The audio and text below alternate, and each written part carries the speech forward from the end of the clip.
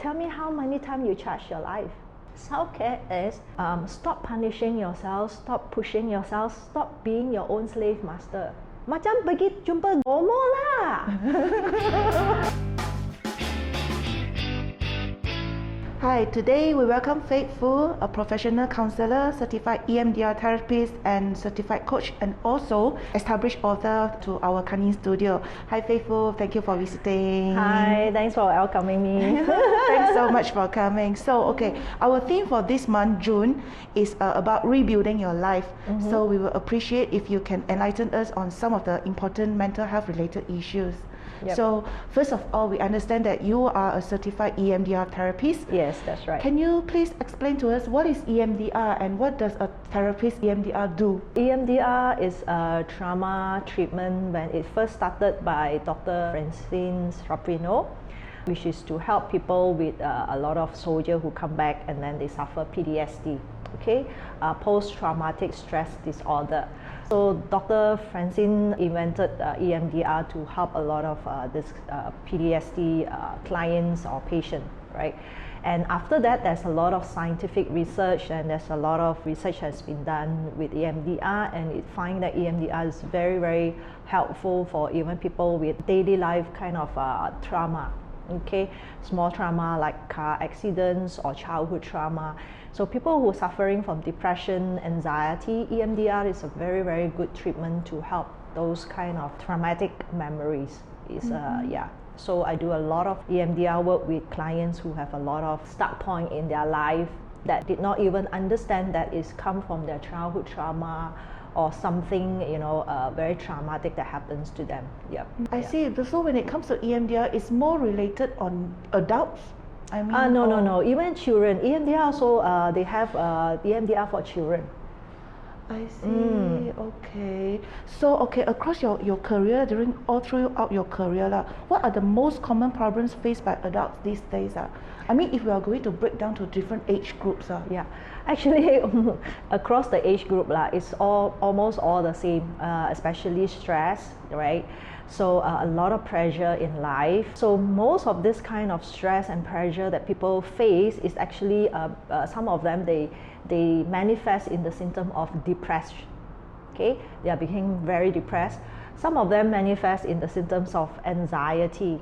They become very anxious, everything also very anxious, and a lot more, they develop OCD. But basically, most of it, if you boil down, it is coming from a lot of unrealistic expectation.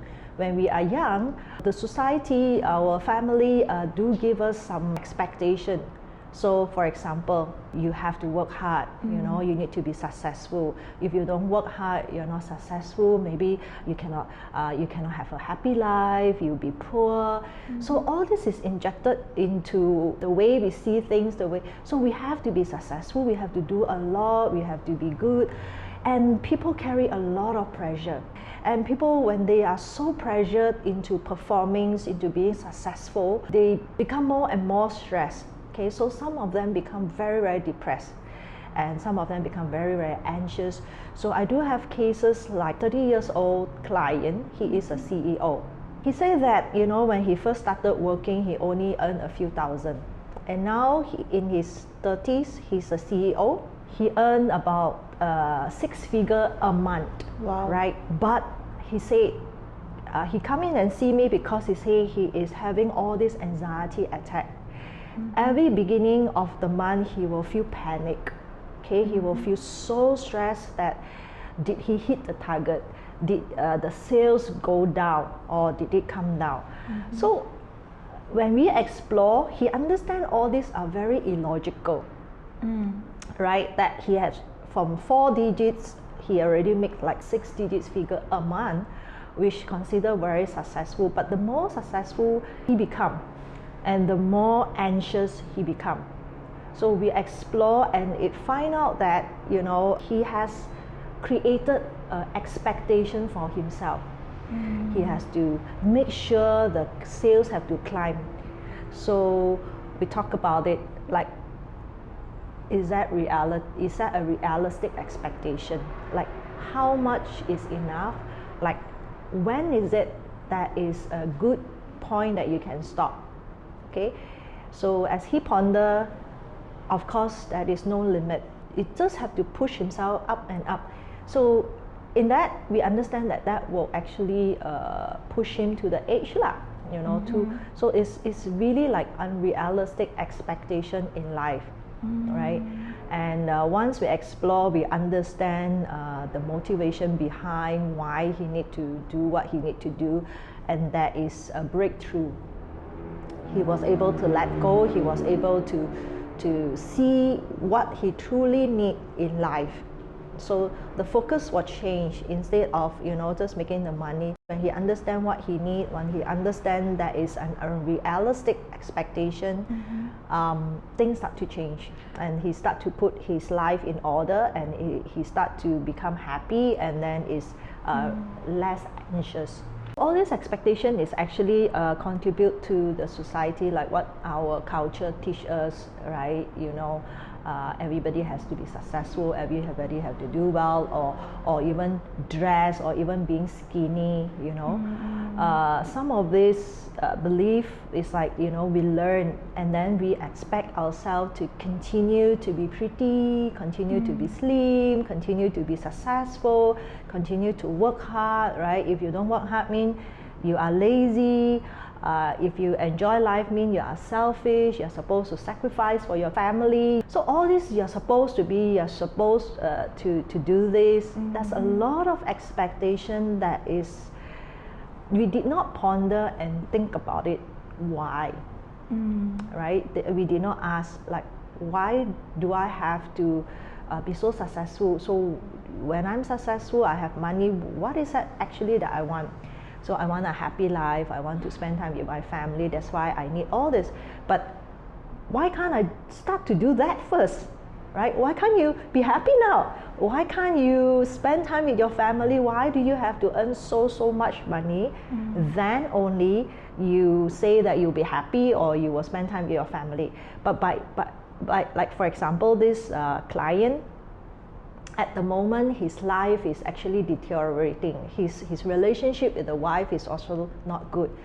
So, if he reach what he need to reach, right, his family might be gone, right? His health might be so deteriorate, right, that he'll be suffering from depression. So, when he's so successful, but all these are gone, so there's no meaning. Yeah. So when he understands that principle, right, we talk about the end goal, right? So he understands the end goal is to be happy. So I started to help him to see actually the reality, the goal that he actually wants. Okay, the end goal, what it is. And then we start to work on that. So he start to change his lifestyle. He start to take more time for himself, like spending time with his family, exercise. So his anxiety go off when he start to do things like that, and it actually being more productive. It's actually the reverse.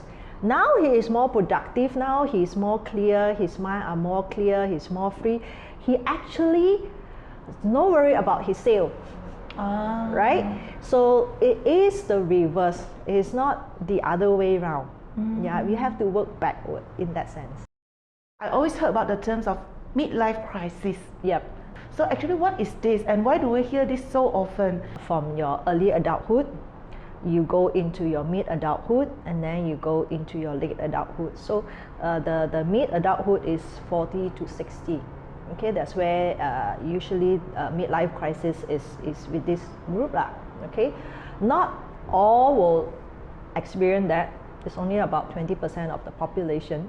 What happens is, usually at this age is we start to look back into our life.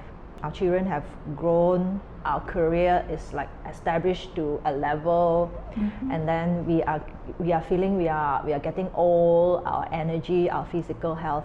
So if you are in a healthy state of mind, okay, you have a very good mental health thinking, usually you will not face midlife crisis. Okay, you will see everything very positively. People who go to midlife crisis, usually they are facing with certain adjustment. Maybe career-wise, they are, after so many years of working, they start to think about, is that what I want? Okay, is that really truly what I enjoy? This I miss out my passion. So now they will compare the reality, my dream, my passion versus what I'm doing now. Okay, my vocation. So there are some certain regrets, or some feel like, you know, I'm growing old now, right? My look changed, my body changed, so they feel the self-esteem is getting low. They are no longer as useful. And some of them, those who get married, right? The children is grown up. Okay, they don't need your attention anymore. And then because we are working so hard, we did not spend time with our partner. So our relationship with partner also could be drifted. So now you feel very alone. It's like, what am I doing? Okay. So usually people who have midlife crisis, there's a lot of regrets. There's a lot of feeling of loss. What is the meaning of life? What am I doing right now, right? And age is catching up. So what have I done? What have I contributed? What kind of legacy have I looked behind? I mean, a lot of questions. Yes, it's very lost, and it's also doubting. They suffer midlife crisis. They have depression and things like that. Some they are totally changed. You know, they dress very young. Yeah, they make up and whatever. So it's like you're looking at this person. It's like, what happened? Why? Because they want to feel that feeling again, to feel that, you know, they can do it, they are young. So it's a very complicated kind of emotion people going through, right? But you see, young adulthood is a curve that you go up. Middle adulthood is almost like you're going down the curve. That's why people suffer midlife crisis. It's kind of like going down. But if you can pull through, you have a good mindset, you know, you do a lot of self-care, mental health, you are staying positive. Actually, the next curve, you're actually going up. Late adulthood, many theories have said, many books have said, we consider this as a second spring. Right? Because you learn so much, you have so much in you, right? And that's where you can share. And that's where you can contribute back to the society. That's where your wisdom and your knowledge is so powerful. It's just like what I have learned. Now I can share with you guys. You know, I can talk about it. It's because of many years of experience. So now it's like I can give back. So do not dread when you are going to middle adulthood. You always have something to give back. That's why in Chinese, I don't know how to interpret in English. 家有一老就有一宝 because it really about the life experience. There's so much treasure that you actually don't forget that you do have all this treasure in you. Yeah. Is being nostalgic also one of the common symptoms for midlife crisis? Yeah, that could be also. That's again, I say it's regret lah. Okay, when you think about you regret you didn't do that, right? I should have done that, you know, I should have do this, you know, how I wish I can, you know, I've been so let's say I'm used to be the one that is so active before. What happens? So all this regret actually will actually bring the person, like, you know, facing all this feeling, being depressed, you know. That's why the midlife crisis is she's about. Yeah. If you were to give advice to people in their 20s or 30s, so that to help them avoid to being at midlife crisis, so what would your advice be? Start to learn how to be grateful every day. Little things, don't take it for granted. Like, you know, have a habit of having a grateful, what you call, journaling before you go to sleep. Okay. So that when you grow older, you can take out this whole journal or your diary, right? You will be seeing so many positive things is actually happening in your life. You will be so proud of yourself, right? All these small hurdles, small milestones that you achieve, how you work hard, how you didn't sleep and you pull through and you managed to submit the assignment and you managed to pass and you managed to graduate, right? Even our daily life. Like, for example, let's say I met someone down the street and then I saw this auntie and then I opened the door and I smiled. I should be very proud of myself that, you know, I'm still so friendly, you know, even though I'm going through a lot. And self-care is very important. midlife or no midlife or whatever, like I say, start from the question one that we talk about, being stressed, develop all this kind of mental issue, depression, anxiety. It is about how do we take care of ourselves, right? Do you spend enough time to make yourself happy? Or you only bother to make others happy, or you're only serving your job, right? Do you spend enough time to take care of yourself, make sure you sleep enough, you eat good food, right? You work so hard, you deserve to take care of yourself. For example, I always tell my client, actually most of my clients, I will give them this example. I will ask them one question. Seems like I'm going to ask you all the same question. How many times you charge your handphone per day? At least 2. At least 2, right? Good. How old are you today? Okay, very good. So tell me how many times you charge your life? That's a good question. So how many times? Does go traveling count? Yes. I don't know. I cannot. Maybe 1 or 2 or 3 or 4 times, right? Yeah. So over the years of 40, but you charge your phone twice a day. So don't forget to charge yourself every day. So if you love your phone more than you, that's already like berserk. It's crazy. It's ridiculous, right? You care about your handphone the minute it tick, then you straight away, no battery. You plug, but you. It's like, I'm so stressed. I didn't sleep, but you did not charge.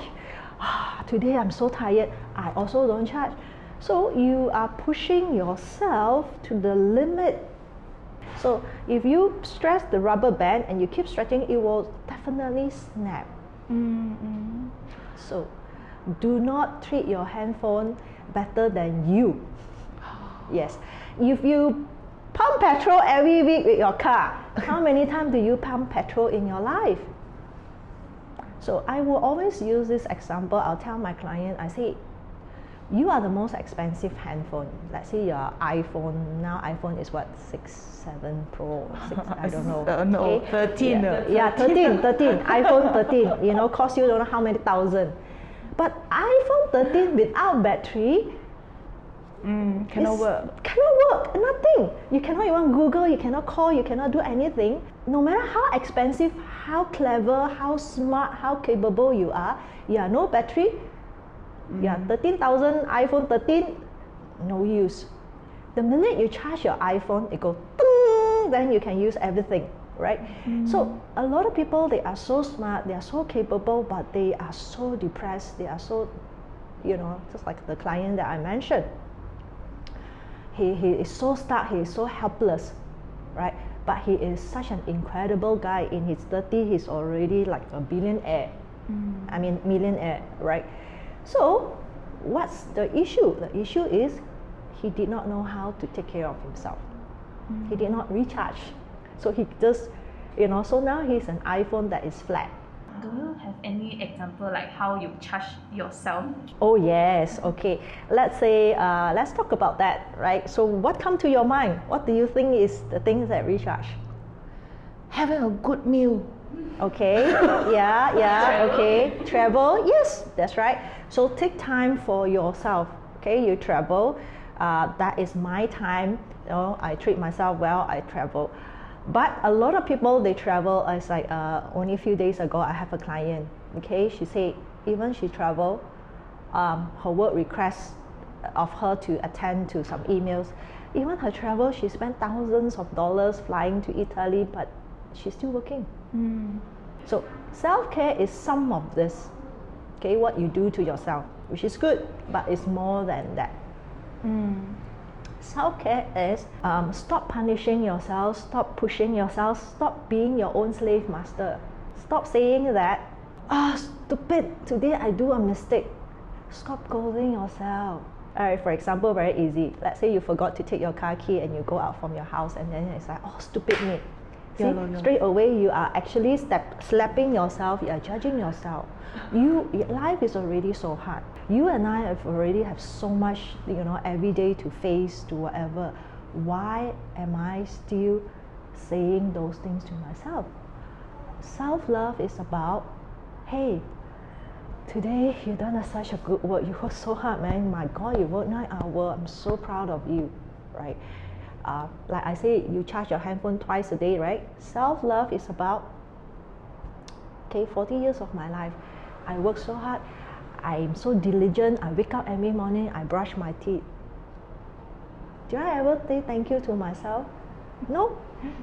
Right? But people serve you a cup of tea, right? The mama, you say thank you, right? But you've been doing all these things, take care of yourself, working hard, going to work, diligent, on time, responsible, never spend, overspend, and you never thank yourself for that.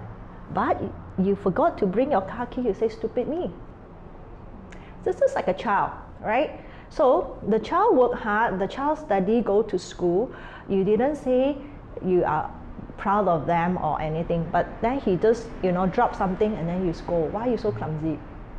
Okay, it's the same principle. Self-love is not just about doing things to myself. Self-love is about acknowledging myself, being proud of myself. There's a very famous speaker, you all can Google, Dr. Christine Neff. She's a guru of self-compassion. So what she is teaching about self-compassion is actually what I'm talking about, self-love. How you stop treating yourself badly, how you stop criticizing yourself, but start to say words that, all of us are hypocrite. We see our friend, sick or whatever, or do good job, I'm so proud of you, right? We say it to other, right? But we never say it to ourselves. If you cannot say it to yourself, how true is your praises to your friend is true? If you don't know how to love yourself, how true that your love for your kids or for your children or for your family or for your friends are true? I'm here for you, I care about you. But you are not even care about yourself. You do not even practice being there for yourself. You do not even practice being loved for yourself. So it is a hypocrisy. If I cannot do it for myself, I can never do it for others. What I'm doing for others, it is either I pretend, or either I just try, or either I have an intention. So I treat you nice so that you also will treat me nice. Right? But if it's come from me genuinely, I treat you nice, okay? I don't have to wait for you to treat me nice because I'm full. My love for you is overflowing. I want to do it for you because I want to do it for you, not because I have to do it for you. So it's very different. That when you come from that place, your love, your care is the overflowing place. It's always very genuine. And you don't have to feel the pressure, you don't have to feel the stress to love someone or to be there for your children or to be there for your husband. Because happy you, happy wife, happy you have a happy friends, you can be a happy colleague. How do you know, like for people like us, normal people, how do we know that maybe we ourselves need help to get counseling help or therapies? Or how do we know that people around us, they actually need help from the therapist? How do we know? Is there any symptom? Definitely. There's when you start to see your friend change, the personality change, their mood change, right? For example, she or he used to be very friendly or active or jovial, and suddenly, he talk less. He avoid all the meetings, or let's say, let's go yum cha. He used to be the first one to join, and now no more, right? And then they look down, they look sad. That's a change of behavior. Is what do you call that? 失眠. Insomnia. Insomnia. Is it one of the trigger? One of the symptoms. Symptoms. Yes. When people are suffering from anxiety, severe anxiety, or usually it's hard for them to sleep. Okay. Depression also. Either you want to sleep and sleep and sleep, you don't want to get up from bed, or it's hard to sleep. Insomnia is one of the symptoms to show that you are suffering for some mental health issue. Yeah. But when it comes to anxiety, what does it really mean if you have anxiety? You panic, you get anxious easily. Let's say your boss say that I want you to do a presentation, you start to get panic, or you know, it's very, very severe anxiety or panic attack. It's like I have a CEO, he cannot even drive to work. He was like, you know, drive halfway, he started to shake, and then his whole face was pale and cold sweat, right? Yeah, that is very, very severe. Mild is everything you feel a little bit, you know, everything you feel a little bit like fearful, worried. It's excessive fear, excessive worried. Yeah. So anxiety and depression, they are actually different, two different things? Sometimes they come as twins. Yeah, it's very complicated. Yeah. Going to a therapist or counseling session still might seem to be like a taboo for many people. Yes, it's like, especially for Asian. How do we actually can normalize this? Yeah. For example, I give you one. You know, it's a very funny story. I used to have an Indonesian cleaner, right? So when she first started to help in the center, she asked, "Oh, what you guys do, or what this office or this business is about?" So I try to explain to her what is counseling center about, and she say, macam pergi jumpa gomo lah. So it's so funny because this is really the Asia culture. We really don't understand. So we still see that, you know, that's those old. You go to from medicine, that's the one that cure you lah, right? So yeah, we still need a lot to catch up, but I think this few years people are more open, especially after the pandemic. People do talk about like mental health, you know, there's so much needs. Now it's more open. I think it's basically we need to provide the society, everyone need to provide a safe place, and it's okay that to show your vulnerability. It's okay to say that, hey, I'm feeling so down, I'm feeling so depressed. So is to learn to accept, quote unquote, all this. Actually, there's no such thing as negative feelings, okay? But quote unquote is to accept all these feelings. We as a as a society, I think we need to start to learn like, hey, depression and flu and fever is the same. Right? If we have flu, straight away we ask our colleague, hey, go back, you know, go see a doctor, you know, take MC, rest, sleep, right? So if someone say they have depression, it's the same thing. Hey, please go and see a counselor, you know, you're not well, get, you know, go see something and get well. It's the same. If we have any sickness, we go to a GP. If my heart is not whatever, straight away we'll see a doctor. So why do you think that you have depression, you're okay? Right? And you're supposed to think positively and then you can snap up on it. You cannot, right? So I remember that's the doctor was saying that. It's like, if you have heart issue, you have diabetes, you go and see a doctor. So here there are chemical imbalance, something is wrong. Why do you think your brain don't need doctor? Right? Okay, it's the same principle. So don't ask your friend to snap up from it, or you know, you nothing for you to worry. Why you still got your job? Why are you so depressed? Depressed is depressed. It is like flu and fever. So they need to get help. They need to see a professional, and they will get well. The faster you go, let's say you have flu, you have fever, faster you see doctor, you get well. If you don't take care of it, you become like pneumonia. If you don't care for your pneumonia become lung issue or lung cancer or whatever. So don't wait until your depression becomes stage 4. That it's so hard, right, to come out from that dark hole, because it's so stuck, and then you need to see psychiatrists, you need medication, right? So when you first have the symptom, when you first notice you have mild depression, counseling is very fast. It can help you. You know, you don't even need medication. Yeah.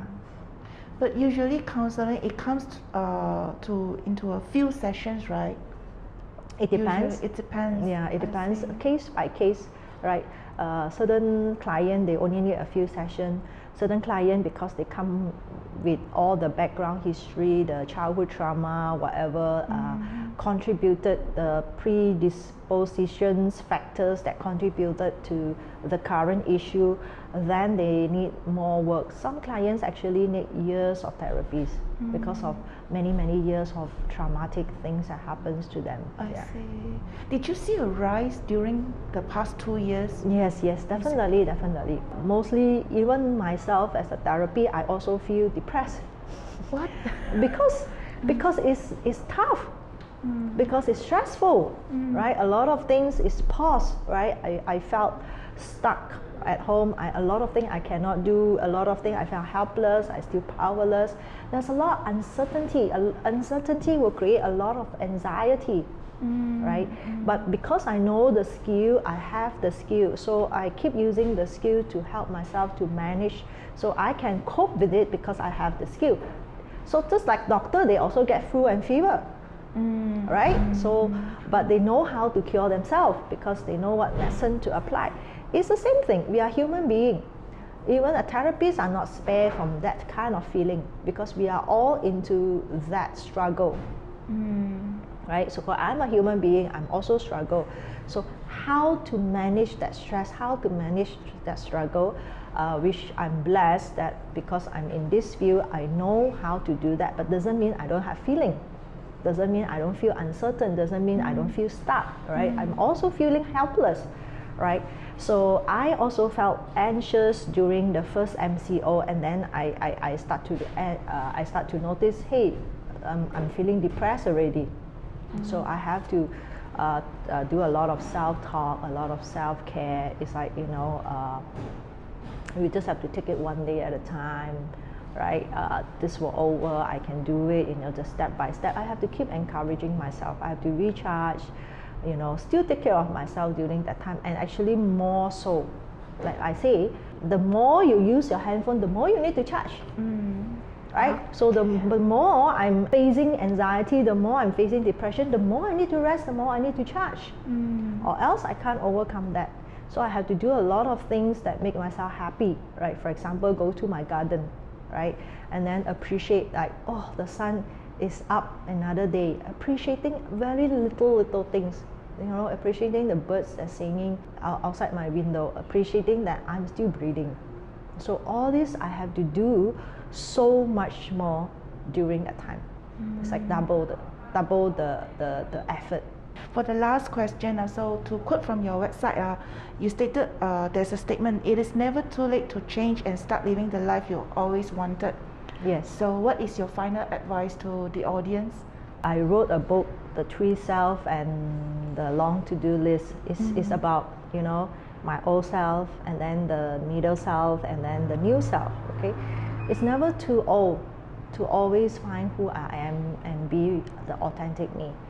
I started this journey being a therapist, a counselor when I'm 40s, where I start to do my master and study part-time and work full-time. So it's never too late to change the course of your life. It's never too late to find who you are. Like I say, like this client, finally she know who he is, and many. I just gotten to be certified as a coach. Just graduated last week. So at age 54, and the other dreams of mine is to maybe sell a piece of my art when I'm 60. Things can happen when you're still old. Things you can still be doing what you want to do, and some of the dreams that I never thought it could happen, like being an author, write a book, right? That's one of my dreams for the longest time, but it manifested and it happens 2 years ago. So never think that it's too late. Even you are 60, you can do something. Thank you so much for your sharing. You're most welcome. Thank you. It's an honor to be here. Okay. Thank you again. Okay.